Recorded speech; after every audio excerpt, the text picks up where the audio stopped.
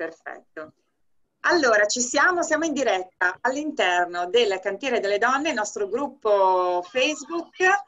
Siamo con l'assessore Cristiano Corazzari che ci sta seguendo nonostante si stia muovendo, ma siamo contente di averlo con noi, con Pamela Ferlin, la curatrice del libro 100 sguardi sul Veneto per Antiche Edizioni, con Francesco Chiamulera, tra le altre cose ideatore di una montagna di libri, ma scrive anche sul foglio.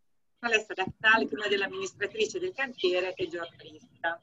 E l'assessore è l'assessore alla cultura, perché appunto vi vogliamo presentare questo libro che parla dei luoghi culturali del Veneto che vogliamo riscoprire o magari far conoscere a tantissime donne che sono all'interno del gruppo che non sono venete, ma anche far scoprire qualche luogo veneto alle venete.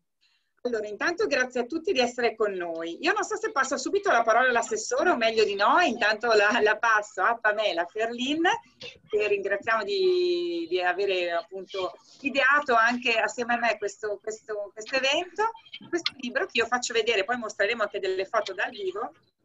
Spero che si veda. 100 sguardi sul Veneto, è un librone pieno di bellissime foto, ma anche di bellissimi luoghi. Pamela, vuoi raccontarci com'è nato tutto questo? Intanto, ciao a tutti, buonasera a tutti, grazie per questa accoglienza nel Cantiere delle Donne. Sono felice di essere con voi e ovviamente con il nostro assessore e con Francesco Chiamulera, cari amici e eccellenti professionisti. Per lavorare con loro è stato per me bellissimo. La nostra committenza è l'assessorato alla cultura e devo dire che un rapporto così illuminato non me lo aspettavo, perché è stato garbato, intelligente, sempre attento ma mai invadente, e quindi io non posso che ringraziare l'assessore. Ci siamo intesi subito sul significato di questo progetto, un progetto editoriale che raccontasse il nostro territorio sotto il profilo culturale. Lo abbiamo fatto, come si dice, in casa, tra di noi. Io sono veneta, l'assessore lo è, i fotografi che hanno contribuito con il loro lavoro sono veneti, la redattrice che con me si è occupata dei testi anche, Giulia Cupani, e tutta l'equipe è del territorio, non tanto per campanilismo, affatto, ma per riuscire davvero attraverso questo strumento a dare un'idea la più autentica possibile del nostro territorio, ma della cultura sul nostro territorio, per cui abbiamo preso in considerazione le arti visive, ma anche l'architettura, il paesaggio, la terra, la cultura della terra e tutto quello che afferisce ad un'identità territoriale, ma che può essere raccontata a chi il Veneto non lo conosce, quindi a un turista o semplicemente a chi si volesse interessare di questa terra, che non è solo Venezia veramente, ma anche a chi il Veneto invece lo conosce, lo ama, ma ovviamente non ne sa tutti i risvolti, perché ci sono sempre delle nicchie e delle cose. Insomma, devo dire la verità, più che un lavoro per me è stato un godimento, perché scoprire non solo luoghi di cui non sapevo e cose di cui non sapevo, ma anche esperti e amatori profondi e conoscitori profondi della nostra realtà che mi hanno parlato, per esempio, del Museo della Giostra, di cui non conoscevo l'esistenza, o del Museo della Bonifica di Rovigo, che è una cosa straordinaria, di un'importanza davvero globale per il mondo. Parlare con Francesco di Cortina, per esempio, che tutti sanno quanto è bella, ma nessuno come lui sa descrivere, e Francesco non potrai negarlo. Io intanto ho condiviso il Museo della Giostra, se non sbaglio, se lo vedete. Sì, si vede. Però io non penso di voler rubare altro spazio, perché sinceramente sarà bello sentir parlare i nostri altri partecipanti a questa chiacchierata. Allora, io non so se l'assessore ci vede e se posso dare la parola all'assessore, se non la passo a Francesco. Sì, ma non c'è nessun problema, io mi scuso solo con voi se l'immagine non la vedete, purtroppo sono in movimento e pertanto non posso guardare lo schermo. Ok. Comunque vi sento e assolutamente per me è un motivo di grande piacere poter partecipare a questo incontro multimediale per promuovere ancora una volta quella che è stata un'opera che abbiamo fortemente voluto in Regione Veneto, perché innanzitutto era un'opera che mancava. Vi è grande letteratura su tutto il Veneto, su tutte le sue peculiarità, ma non avevamo un libro, un testo che potesse, con un naturalmente sforzo di sintesi, raccontare con uno sguardo d'insieme le principali bellezze della nostra regione. Ed è da qui che è nata l'idea dei 100 sguardi sul Veneto. 100 sguardi che sono giocoforza limitativi, vista la ricchezza e le particolarità della nostra regione, ma che ci impongono uno sforzo di sintesi che però d'altro canto ci aiuta anche a dare un racconto omogeneo, organico di quella che è una grande storia, la storia della nostra regione. Nessuna delle pagine che vedrete è lì per caso, rappresentano tutti lo scorrere di un filo, di un racconto che è quello del grande modello veneto, della storia veneta, dell'identità veneta, di cui noi siamo molto orgogliosi e che pensiamo di riuscire a trasmettere in modo non esaustivo, ma comunque efficace e capace di far sorgere nuove curiosità e fame di sapere su una regione che noi riteniamo profondamente ricca e non completamente conosciuta. La volontà quindi è stata quella di unire alle nostre riconosciute bellezze internazionali, ai nostri patrimoni che vanno dalle ville tutelate dall'UNESCO alle grandi realizzazioni monumentali della nostra regione che fanno parte delle nostre città d'arte, unire queste delle particolarità, delle chicche, chiamiamole, che sono poco conosciute e che sono state appunto inserite come rappresentazione di un territorio che ha ancora tanto da raccontare e il tutto nell'insieme di una storia che è sempre pronta a sorprendere, essendo la nostra regione la sintesi di una storia che da millenni racconta la capacità di stupire, di crescere, di confrontarsi con le culture di tutto il mondo e di far tesoro delle intelligenze e dei saperi di tutte le civiltà più importanti del nostro mondo. Quindi noi pensiamo che questo libro naturalmente in poco tempo e con uno sguardo d'insieme possa rendere un'immagine abbastanza fedele di questo Veneto. Naturalmente ci sono anche altri aspetti del Veneto che non sono contenuti nel libro, ma in questo forse si capisce lo spirito e l'essenza della nostra identità e della nostra regione. Assessore, poi magari, non so se posso già chiederle, visto che siamo in diretta, da lunedì ci possiamo aspettare la riapertura di tutti quelli che sono i luoghi culturali, compresi i musei e tutte le bellezze appunto che adesso anche appunto di cui lei ha parlato? Ma allora, noi abbiamo già preparato come Regione Veneto delle linee guida tali da permettere la riapertura dei nostri luoghi di cultura e quindi parliamo nel primo aspetto di musei, biblioteche, archivi e quindi vogliamo farci trovare pronti con delle regole chiare, certe, che permettano a chi opera nel mondo della cultura di lavorare in sicurezza e a chi vuole godere delle nostre bellezze, delle nostre ricchezze, di poterlo fare in piena sicurezza. Un tema particolare riguarda invece lo spettacolo dal vivo, la musica, i concerti, il teatro e quant'altro. In questo caso naturalmente l'interazione sociale è maggiore, quindi lì probabilmente dovremo avere ancora la pazienza di aspettare qualche settimana, ma anche su questo stiamo lavorando per riaprire il prima possibile, perché siamo anche certi che sia doveroso riaprire quanto prima per riavvicinare le persone al mondo della cultura, dello spettacolo dal vivo e del cinema. Mi sento un po' chiamato in causa, Assessore. Certo. Esatto, infatti io chiamo in causa Francesco Chiamolera, ideatore, appunto operatore culturale del nostro bellissimo Veneto. Dico nostro perché sono veneta, ma appunto lo apro anche a tutte le altre donne del cantiere. perché tra l'altro, e lo dicevo prima, Francesco, Alessia proprio ieri è stata a Cortina per capire se sta ripartendo a tutti gli effetti. Insomma, Francesco, la cultura sappiamo che ha un po' sofferto, anche se in realtà in questo, diciamo, momento un po' particolare, molti hanno potuto assaporare le bellezze di musei e quant'altro online. E quindi forse c'è stata un'educazione alla cultura che, forse speriamo, poi non so quali siano i dati reali, speriamo se c'è stata un'educazione alla cultura anche attraverso l'online. Ma sì, intanto inizierei, non so se devo, no, ok, perfetto, mi sento.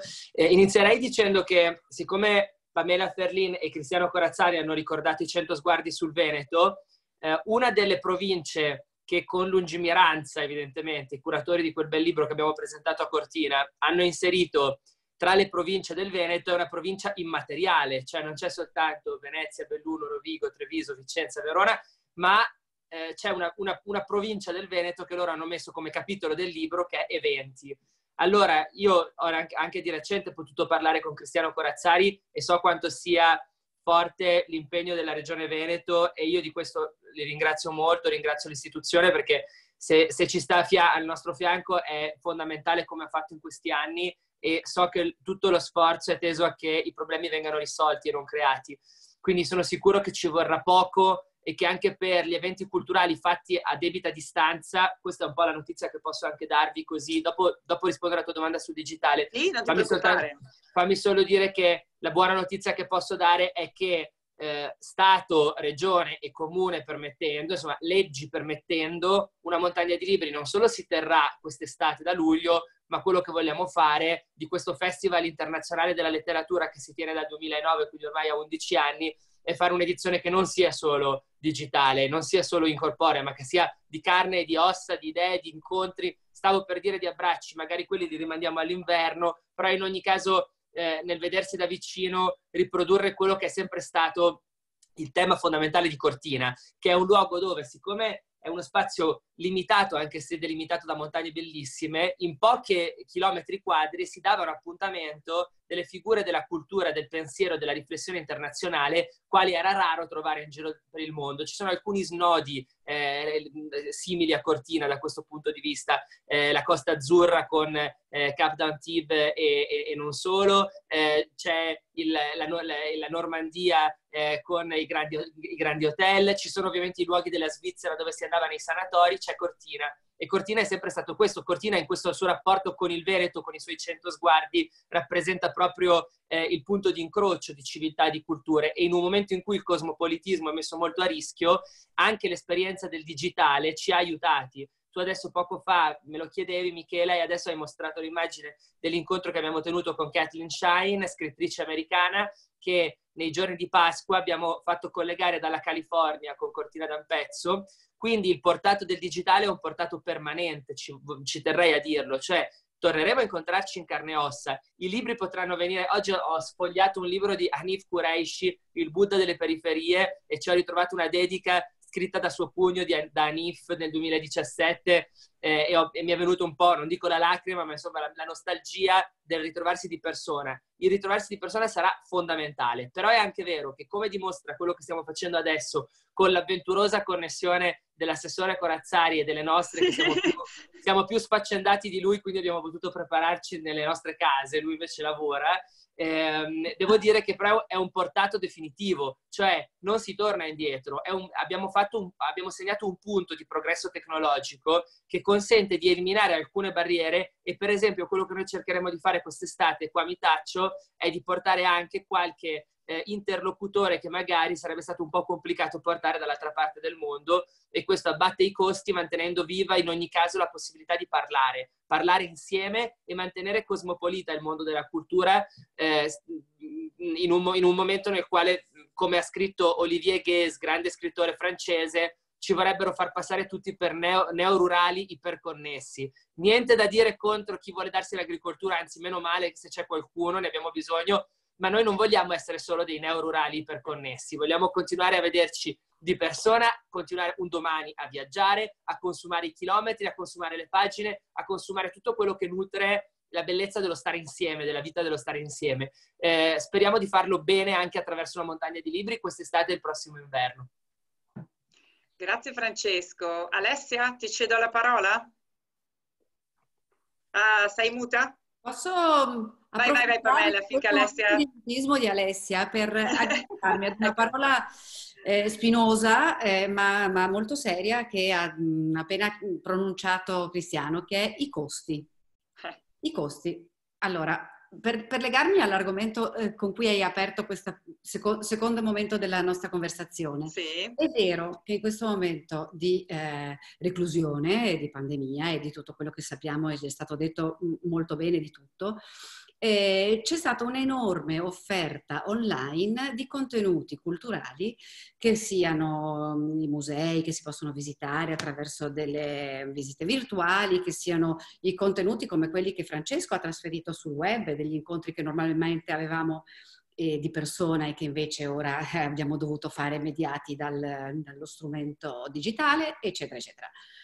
Però tutta questa cultura offerta così generosamente e in maniera molto prodiga, perché in verità non è facile organizzarsi da casa, con gli strumenti, con un linguaggio, un codice che in realtà è sì quello della cultura, ma è anche quello mediato da internet, da Facebook o dai vari canali che devono essere utilizzati, quindi non è un lavoro banale. Tutto questo è stato fatto con una grande profusione di energia, di entusiasmo, di buona volontà, ma gratuitamente. Una brutta parola da un certo punto di vista. Costruito, e sono felicissima, lo ha fatto gratuitamente. Va benissimo, siamo in un momento di reale emergenza, ma non dimentichiamoci che la cultura ha un costo enorme. Lo ha per chi è operatore del settore, lo ha per chi di questo vive, lo ha per gli attori, per i cantanti, per i musicisti, per gli scrittori, per i giornalisti. Cioè, la cultura è immateriale per certi versi, ma è molto molto concreta. Per poter alimentare questo mondo c'è bisogno di denaro. Certo, brava. Assolutamente. Non so se Alessia, se vogliamo fare una... Mi collego proprio alla mia giornata, perché sono tornata oggi dalla provincia di Verona, dove ho conosciuto sono 3 ragazzi, 3 fratelli, 2 dei quali sono attori e il terzo è stuntman, e mi hanno raccontato che loro raccolgono i pomodori, raccolgono le fragole, lavorano in agricoltura, proprio perché da quando è scoppiato il Covid non hanno i soldi per poter sopravvivere o comunque dare un contributo anche alla loro famiglia. E loro mi dicevano: noi stacchiamo qui, andiamo a casa e declamiamo poesie con questo Zoom, con questi mezzi tecnologici. Speriamo di tornare al nostro lavoro, però è qui che ci guadagniamo il pane. Quindi sicuramente la cultura va alimentata, e va alimentata magari non da 8 ore passate in serra, anche da quello, ma ovviamente dovrebbe essere l'alternativa temporanea. Ecco. Assessore, la chiamiamo in causa su questo, se ci sente, se è ancora collegato. Mi sa che è al microfono staccato. Però sì, ci sono, ma vi sto ascoltando, mi sentite? Qui abbiamo detto che bisogna alimentare la cultura, e chi la deve alimentare? L'ente pubblico? No, allora, bisogna innanzitutto ridare alla cultura la propria dignità di comparto produttivo che è parte integrante del sistema economico di un territorio. In Veneto parlare di cultura significa parlare di circa il 5% del prodotto interno lordo della nostra regione, significa parlare di circa il 6% dell'occupazione nella nostra regione, significa di parlare di un settore che è funzionale ad altri settori importantissimi. Pensiamo al turismo, che grazie all'offerta culturale dei territori può sviluppare lavoro, economia e occupazione. Quindi parlare di cultura non significa soltanto evocare un elemento identitario di riconoscimento collettivo attorno a valori condivisi, di crescita di una comunità da un punto di vista intellettuale o appunto culturale, ma significa anche parlare di un indotto che dà sviluppo e occupazione. Bisogna uscire da questo equivoco secondo cui la cultura non genera reddito. La cultura naturalmente in determinati settori deve essere sostenuta, però la cultura nel suo complesso ha degli aspetti che sono una parte integrante del nostro sistema economico, ragione per cui sostenere la cultura significa sostenere il nostro territorio nel suo insieme, il nostro sistema economico, la ripresa e la famosa fase 2 che noi auspichiamo. Anzi, la cultura può e deve essere un collante per questo tipo di rilancio che vogliamo a 360 gradi. E Pamela, io adesso mostrerò anche una cosa particolare, cioè in questi 100 sguardi sul Veneto ci sono luoghi culturali bellissimi, ho visto delle foto veramente bellissime di tutte le nostre province, ma ci sono anche prodotti. Sì, perché nell'intento di trasmettere l'idea del savoir-vivre che si può assaggiare nel nostro territorio, ci sono appunto tutte le emozioni visive, le sensazioni, le impressioni, ci sono le passeggiate che si possono fare nel territorio, ma non è una parte meno importante della cultura di un luogo il cibo, i prodotti della terra, anche la terra ci offre la sua parte di cultura e quindi abbiamo cercato di individuare alcune delle produzioni caratteristiche del nostro territorio, penso al radicchio di Treviso, penso agli asparagi di Bassano, ai funghi della montagna, in questo caso parlando di Belluno abbiamo pensato ai funghi del bosco, ma non meno importante per esempio è la cultura del vino, che in realtà identificano l'esperienza complessiva della cultura in Veneto, perché fa parte dell'essere veneti o del passeggiare in Veneto, ma non solo in Veneto, ovviamente in ogni angolo della nostra penisola, come insomma in ogni parte del mondo, anche assaporare i sapori della terra, ma sempre sotto il profilo culturale, ecco, perché certe cose raccolgono anni, esperienza, amore, difficoltà, soluzioni che vengono trovate forse proprio perché qui c'è un certo tipo di approccio alle cose del mondo o della vita o della terra che magari da un'altra parte non c'è o c'è diverso. Per cui penso all'amore che ci vuole non solo per produrre un buon vino, ma anche per raccogliere il radicchio di Treviso, che va curato e amato, non colto come una mela dall'albero, ma c'è un processo molto lungo, molto importante prima che arrivi alle nostre tavole, ecco. E poi le esperienze sensoriali sono quelle che vanno molto adesso, quindi esperienze di cultura legate all'enogastronomia, quindi viaggi, cultura, sono esperienze che si intrecciano e sempre più forti, no? E saranno sicuramente, credo, un traino anche dell'economia in questo momento post-Covid, giusto? Speriamo di tornare.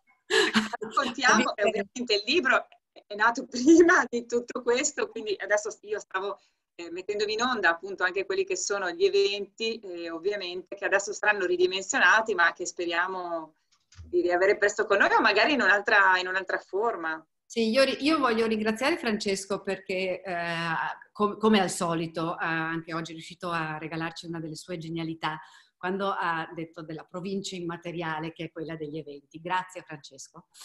No, grazie a te. No, prego. Gli eventi sono parte della nostra cultura e sono davvero una provincia immateriale, perché senza Venezia non esisterebbe certo la Biennale, ma la Biennale fa Venezia. Certo. Assolutamente, giusto che questo lo chiedo anche all'assessore, appunto, essendoci moltissime donne che poi non sono venete e visto che comunque quest'estate si potrà, come si può dire, ci si potrà divertire in Italia, anzi lo speriamo, e soprattutto in Veneto, assessore. Il Veneto è appunto una culla di cultura, abbiamo visto, veramente io anche sfogliando il libro ho visto cose che conoscevo, però poi insomma si scoprono sempre delle cose bellissime, magari ci si può fare un memo e fare un giro per le bellezze di questi 100 sguardi quest'estate o comunque durante l'anno.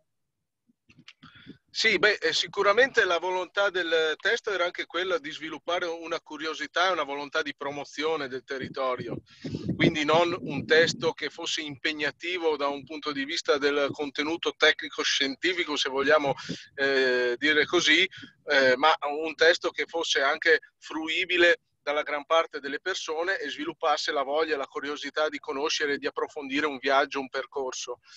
Siamo certi di avere delle carte in regola su questo. Non dimentichiamo, e lo dico con un po' di orgoglio, che la maggior regione da un punto di vista turistico in Italia è proprio il Veneto, e quest'anno ci troveremo nella necessità di avviare un percorso di promozione complessiva della nostra regione, visto che con l'emergenza Covid il settore turistico, così come quello culturale, ha subito un blocco quasi totale. Ecco che quindi questo può essere uno strumento ulteriore per noi, la promozione di questi 100 sguardi sul Veneto, per rendere più accattivante e invogliare maggior numero di persone possibile alla visitazione della nostra regione, non solo nelle proprie località turistiche, nelle proprie città d'arte, che sono ovviamente il primo punto di approccio per chi viene in Veneto,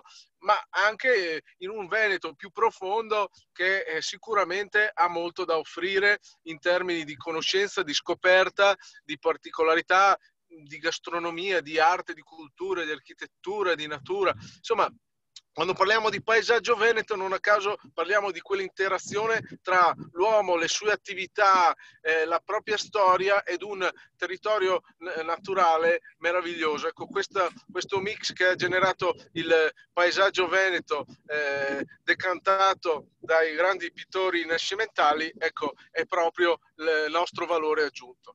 Ce l'abbiamo in tasca. Ce l'abbiamo. Allora, esattamente. E giusto quasi per concludere, dove possiamo trovare il libro? In libreria?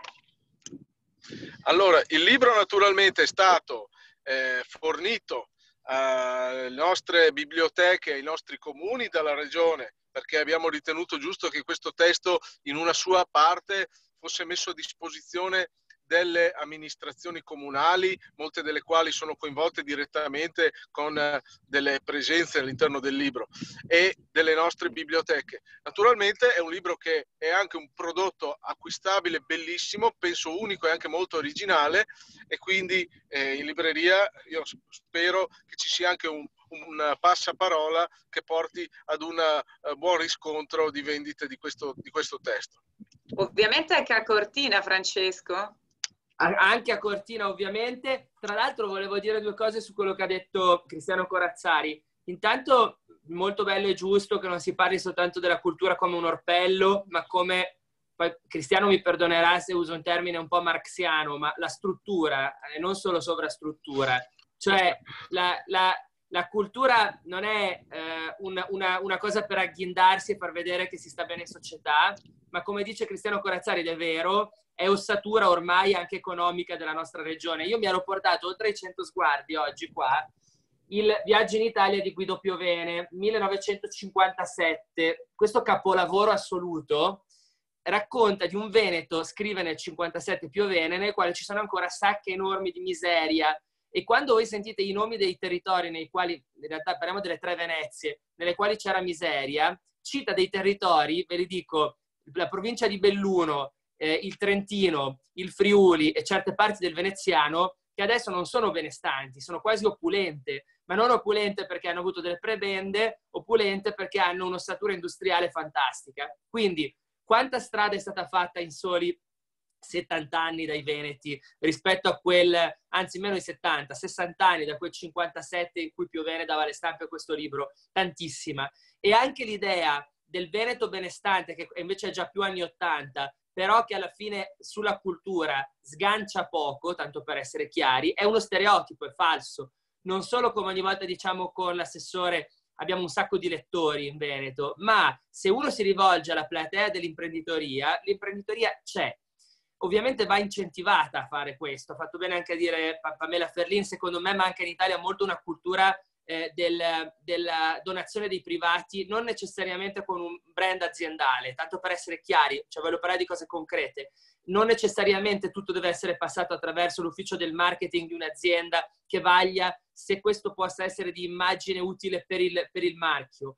Negli Stati Uniti, nei paesi anglosassoni, in altri paesi in questo più evoluti di noi, spesso c'è proprio il piacere del mecenatismo familiare. E Piovene ricordava come si parlasse di Volpi, si parlasse di Marzotto o si parlasse di Cini, il Veneto è stato fatto di quelli che possiamo chiamare dei princeps, cioè degli uomini che davano per le arti sostanzialmente.